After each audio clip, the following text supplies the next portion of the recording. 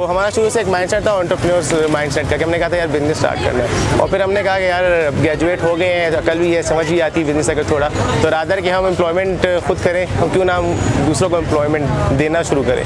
तो उसका एक ही तरीका था कि हमारे पास जितने पैसे थे वो हम सब चारों ने जमा करके 1 लाख रुपये जमा करके एक अपना स्टार्टअप खोला। हमने कहा कि इंशाल्लाह इसको ब्रांड में कन्वर्ट करके और हम जो है ना इसके अंदर पाकिस्तान की इकॉनमी में ज़्यादा बेहतर किरदार अदा कर सकते हैं। हमारा जो प्रोडक्ट है वह वॉफल्स वेस्टर्न डिश है, और ये कि बेसिकली पाकिस्तान के बड़े शहर कोयटा, लाहौर, कराची, इस्लामाबाद वगैरह में इसके काफ़ी ब्रांड्स हैं, लेकिन कोयटा में नहीं था। तो एक बिज़नेस स्पेस भी थी, एक हमारा आइडिया भी था जो हमें लग रहा था यार कोयटा में डिज़र्ट्स के अंदर जो एक गैप है उसको फिल करने के लिए हमने फिर यहाँ पे लेट नाइट क्रेविंग्स के तौर पे जो लोगों के पास ऑप्शन कम होते हैं आइसक्रीम वगैरह, तो हमने फिर एक नया प्रोडक्ट यहाँ पे लॉन्च किया है वॉफल्स के नाम।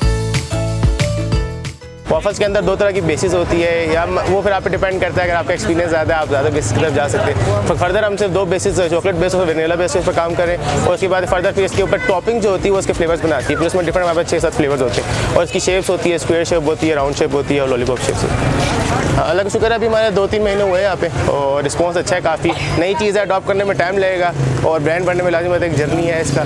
और फर्दर हमारा NIC में भी आइडिया इनरोल्ड है, तो वहाँ पे भी हमारी बिजनेस ट्रेनिंग चल रही है, तो इंशाल्लाह मैं इसका फ्यूचर बहुत अच्छा देख रहा हूँ।